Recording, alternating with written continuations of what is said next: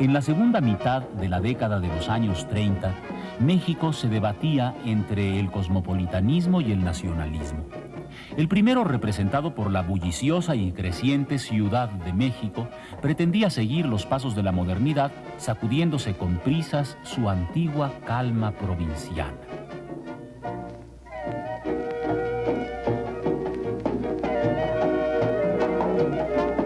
Esa calma que todavía se respiraba en las principales calles del centro ante la vista de sus complacidos pobladores. Aunque a veces tal complacencia se interrumpiera entre multitudes, coqueteos y pisotones. La provincia mexicana se unía al mundo cosmopolita a través de múltiples vías de comunicación. Varios miles de kilómetros de carreteras pavimentadas se sumaban al otro tanto de vías férreas que permitían el intercambio entre ciudad y campo.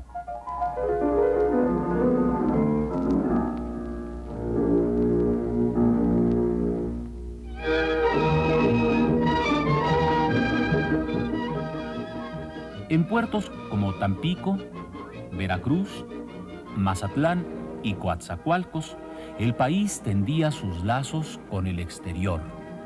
Y los modernos aviones también contribuían a reducir las distancias que separaban a México de otras naciones. En aquellos años, la vía de comunicación más popular era la radio. A través de sus ondas se informaba sobre toda clase de eventos políticos, económicos y sociales. Pero el motivo de intercambio más socorrido por las ondas hertzianas fue el entretenimiento, con todo y sus comerciales.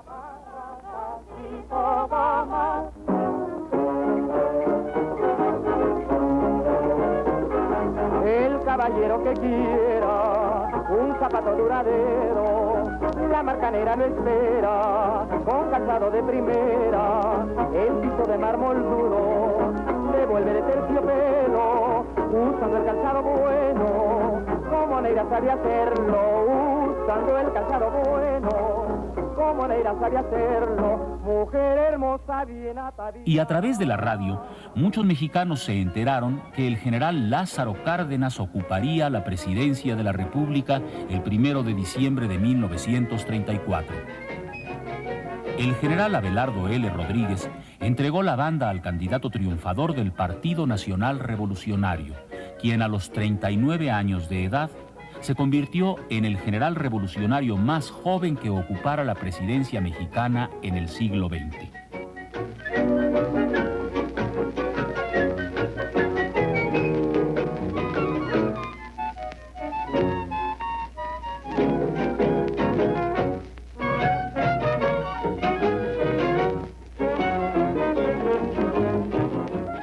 Muy pronto el presidente Cárdenas mostró su cercanía con los movimientos populares del país. Desde un principio se acercó a los campesinos y a los indígenas. Recorrió gran parte del país tratando de dar solución a los principales problemas de la población, logrando él mismo una inmensa popularidad.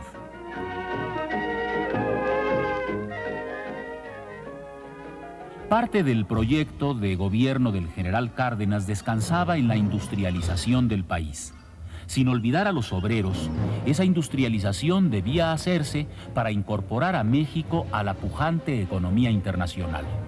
Había que salir de la severa crisis mundial sufrida a fines de los años 20. Por ello, durante la segunda mitad de los años 30, era necesario dar un gran impulso a la industria mexicana.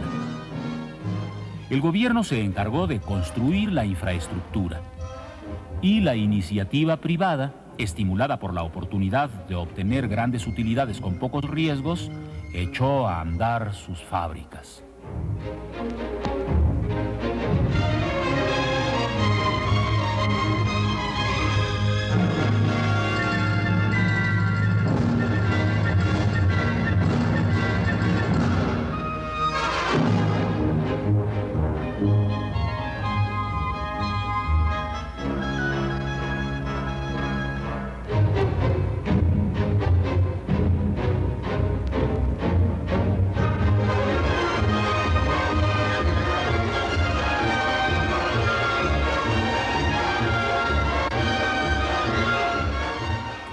numerosas empresas textiles, agroindustriales, mineras y de maquinaria pesada en las ciudades de México, Monterrey y Guadalajara atrajeron a la población rural y un gran contingente de obreros se incorporó a la transformación industrial del país.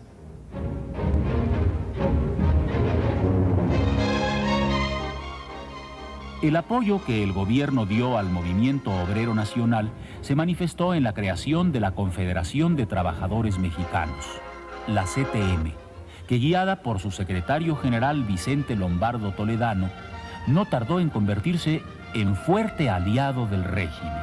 Pero aquella reestructuración del país suscitó bastantes conflictos. Uno de los más sonados fue aquel en que el grupo de choque contrarrevolucionario Los Camisas Doradas atacó a los obreros del Volante durante una manifestación el 20 de noviembre de 1936. Y no solo la política obrerista fue blanco de objeciones. Grupos eclesiásticos también se opusieron al régimen cardenista. Todavía no se calmaban las pasiones de estos herederos de los conflictos religiosos que el país había experimentado en los años 20. La convivencia entre autoridades revolucionarias y jerarquía católica seguía siendo un tanto difícil, aunque en apariencia se tendiera a la calma. Las cosas se complicaron a los pocos días de que el general Cárdenas asumiera la primera magistratura.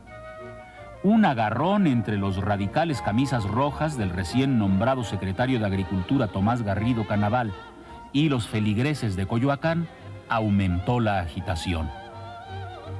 El saldo de varios muertos hizo que los ánimos católicos se caldearan. Sin embargo, lo que más agitó aquellos días fue la expulsión del general Plutarco Elías Calles. El general Calles se había convertido en la figura más poderosa del país y obstaculizaba con frecuencia los proyectos cardenistas. Fue por ello que el presidente optó por su expulsión del territorio nacional. La medida tuvo el apoyo de un amplio contingente popular y de esa manera se pudieron acelerar las reformas. No, no, no, no, María Cristina, que no, que no, que no, que no. ¡Ay! En primer lugar, se llevó a cabo una intensa labor en el campo. Durante los 6 años de gobierno del general Cárdenas, se distribuyeron casi 20 millones de hectáreas. Apoyando sobre todo al ejido, el proyecto cardenista estableció un nuevo orden rural bajo los auspicios del gobierno. Se crearon el Departamento Agrario y el Banco de Crédito Ejidal, que fueron los encargados de distribuir y refaccionar las tierras. La ansiada redención. Voy a empezar a cantarles la canción del agrarista. Les dirá muchas verdades, señores capitalistas. Es el cantar de los pobres que en el campo trabajamos. El proyecto cardenista hizo lo posible por acabar con la miseria campesina que asolaba al país desde épocas inmemoriales. Y en gran medida logró que aquella miseria disminuyera un poco. La precariedad seguía vigente en la mayor parte de la población rural y acabar del todo con la miseria no fue posible. Sin embargo, la distribución de la tierra adquirió tal fuerza que superó con mucho la de los gobiernos anteriores, y por ello el impulso agrarista fue sello inconfundible del cardenismo. Otra modalidad importante de la reforma agraria fue aquella que puso especial atención a los grupos indígenas. Se procuró levantar el nivel de vida de los indios sin afectar demasiado sus propios estilos culturales. La tarea fue harto difícil y no siempre tuvo el éxito deseado. Pero la vida en el campo contrastaba enormemente con aquella que se retrataba en el cine. Esos años fueron los que vieron surgir a los ranchos grandes y chicos con sus charros y sus chinas y sus canciones. No me presumas ni me vengas con tus cosas, ni te molestes en pensar en mi querer. Muy lejos del campo real Estas películas quisieron ver un México rural inexistente, alejado de toda miseria y conflicto, lleno de fiestas y bailes, de canciones y fanfarronería. No así las películas sobre la revolución, que claramente asumieron un tinte crítico. Que por más que aquí abajo hacemos y deshacemos, allá arriba nada cambia. Mira. La Revolución Mexicana se empezaba a institucionalizar y con ella los charros. En 1938, el Partido de la Revolución Mexicana se erigió en el representante oficial de la actividad política nacional, así como los charros se convirtieron en el símbolo de la mexicanidad. Entre chicas bonitas, caballos y toros, los charros se transformaron en artículo de exportación. Lo mismo sucedió con los mariachis y con todo aquello que hablara de la belleza y el arte de la tierra tapatía.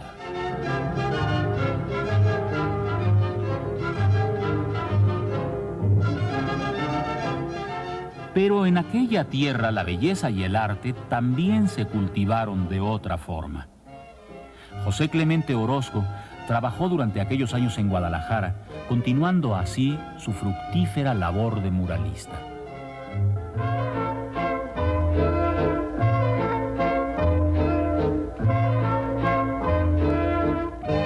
El muralismo también siguió comprometido en las manos de David Alfaro Siqueiros, quien para entonces no tardaría en trasladar su compromiso hacia la guerra en España.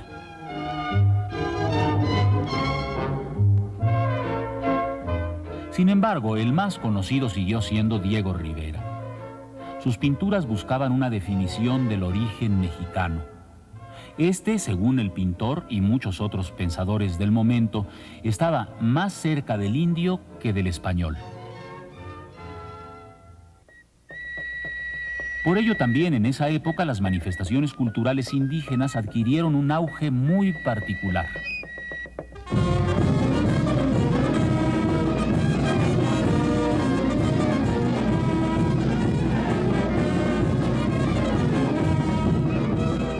Aunque a veces así lo pareciera, no solo se trataba de reivindicar al indio como tema del folclore. También se pretendió reconocer la importancia de las distintas etnias mexicanas, fomentando la construcción de cooperativas de producción, centros de salud y escuelas. Durante aquellos años la educación en general vivió un impulso inusitado. La llamada educación socialista intentó generar una conciencia colectiva sobre las responsabilidades sociales de cada joven mexicano.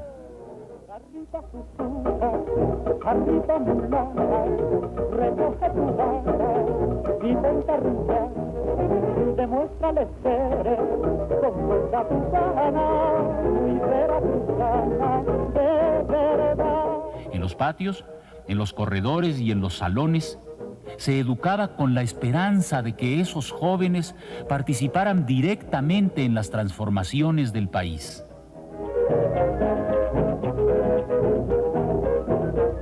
Ahora mi negra, arriba arriba mi nana, recoge tu bata mi negra y vuelve a arrastrar, demuéstrales que eres con toda tu gana. Y muchos aplaudieron los resultados obtenidos con aquellas escuelas socialistas. La educación superior, por su parte, no siempre facilitó las cosas para el régimen. Sin embargo, supo ser solidaria con los cambios y desfiló frecuentemente a favor de las mayorías.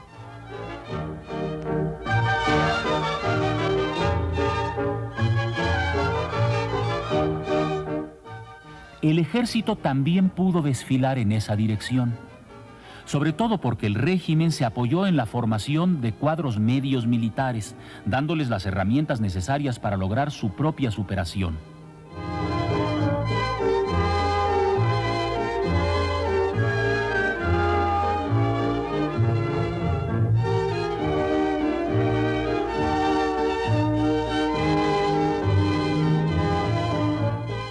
También en las escuelas del ejército surgirían los encargados de transformar al país. Se trataba de participar en el diseño de un futuro que ofrecía muchas posibilidades.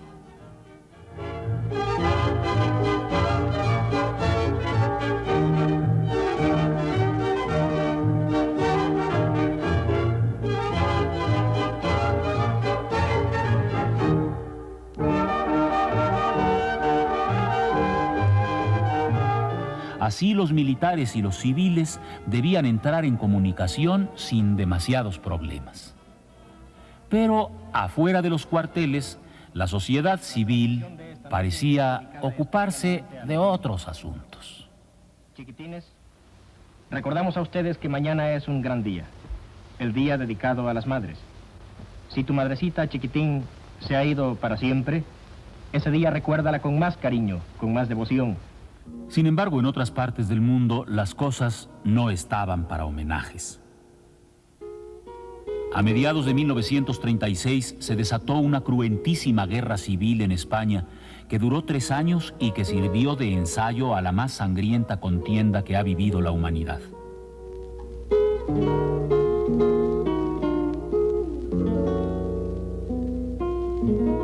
El régimen republicano español no pudo resistir el embate del ejército franquista apoyado por el ascendente fascismo centroeuropeo.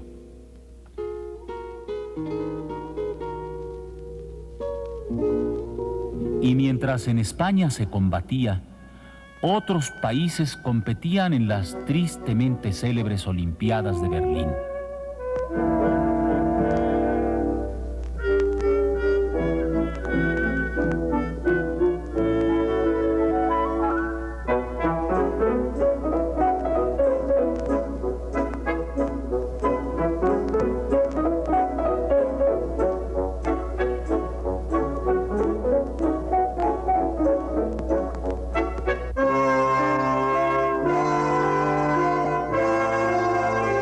La antorcha olímpica llegó hasta el centro de la ambición y el poder desmedidos.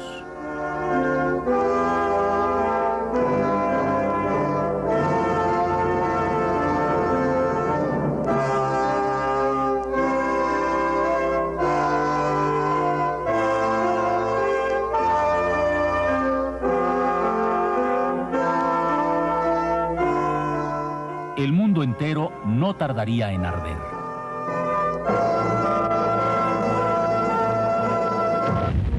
Y mientras tanto, España se desangraba.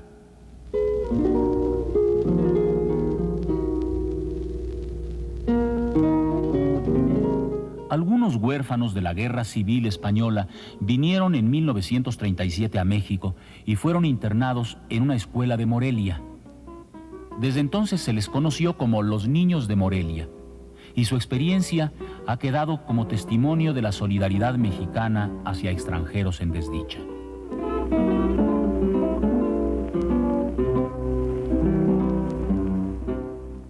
En 1937 otro extranjero en desdicha fue recibido en México. Se trataba de León Trotsky, quien supo hacerse de notables amigos mexicanos.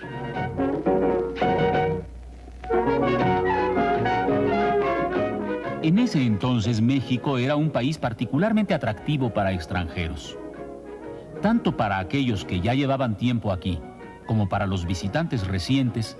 Los mexicanos no solo teníamos nuestra clásica autenticidad, sino que también éramos muy afectos a las influencias externas.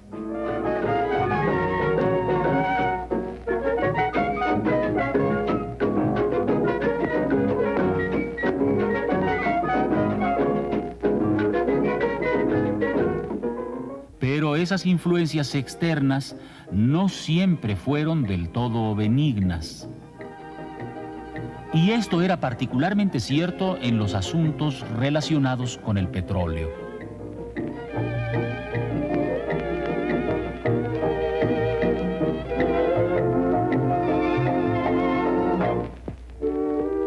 El elemento imprescindible para el desarrollo del mundo moderno era el oro negro, y México tenía mucho.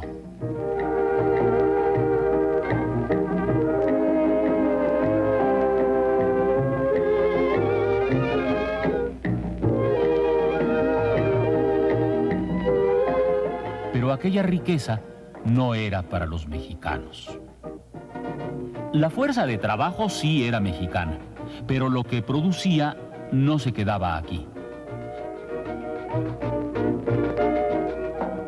Salía en enormes barriles a enriquecer el desarrollo de otros países y a aumentar las ganancias de compañías que poco les importaba el desarrollo de México.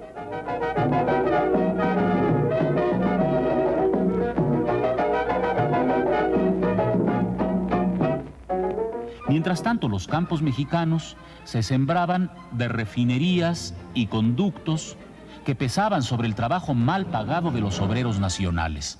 La llama del descontento no tardaría en encenderse. Y el incendio dio lugar a uno de los momentos más relevantes de la historia del país. El 18 de marzo de 1938, después de varios tirones y forcejeos entre petroleros y compañías, entre gobierno y patrones, el general Cárdenas firmó el decreto de la expropiación petrolera, llevando a cabo el acto más célebre del nacionalismo mexicano posrevolucionario. El apoyo popular a tal medida no se dejó esperar.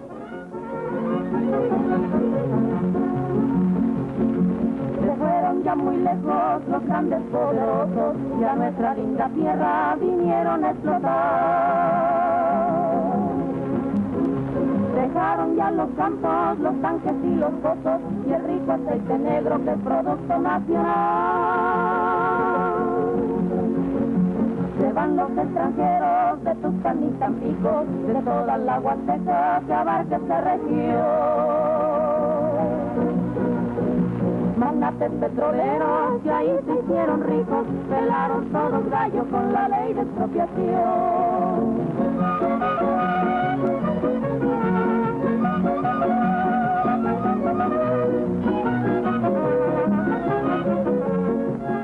Pero no tardarían en aparecer mayores conflictos. En el viejo continente germinaba la semilla de la destrucción. En Italia, el fascismo alcanzaba su punto más alto bajo el mando de Benito Mussolini. En Alemania, el nacionalsocialismo de Adolfo Hitler mostraba su afición por la guerra.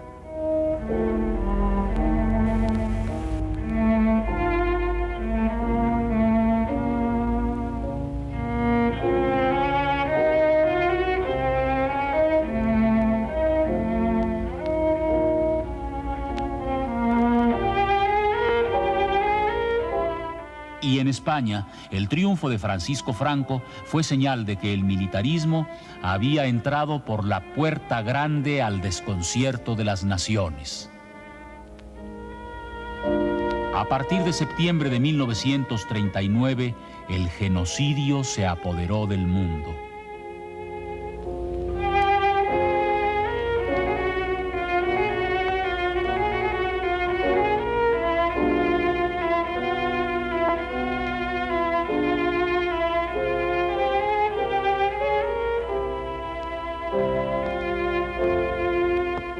En México las cosas marchaban de otra manera.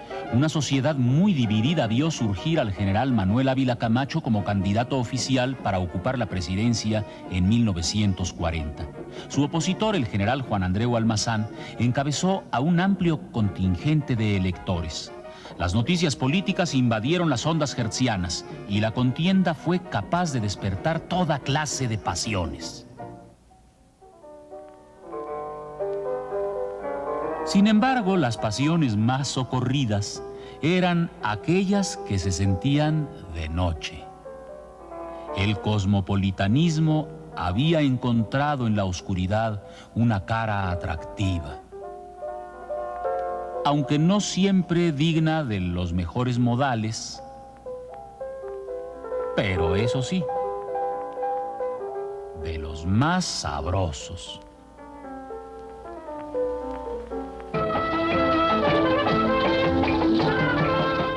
Como el baile, por ejemplo, que tanto se disfrutaba en cabarets y salones de la Ciudad de México.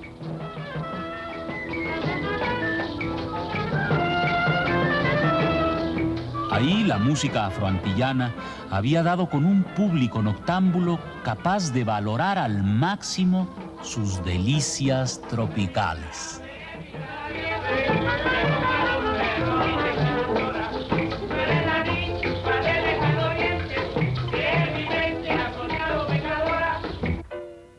Mientras tanto, la noche seguía albergando aficiones provincianas mezcladas con una fuerte dosis de cultura urbana.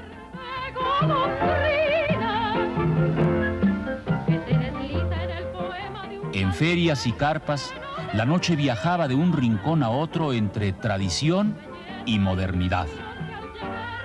Y sobre todo en la radio de aquellos años 30 quedó la huella de una época llena de optimismo, pero también de incertidumbre. Cuando la sombra de la duda se cruza en el camino, la realidad es una daga al quinto del destino. Quizá me cure del araño que me diera el engaño, como cascada será mi reír y no tendré que volver a fingir. Haré una vida con la mentira y volveré a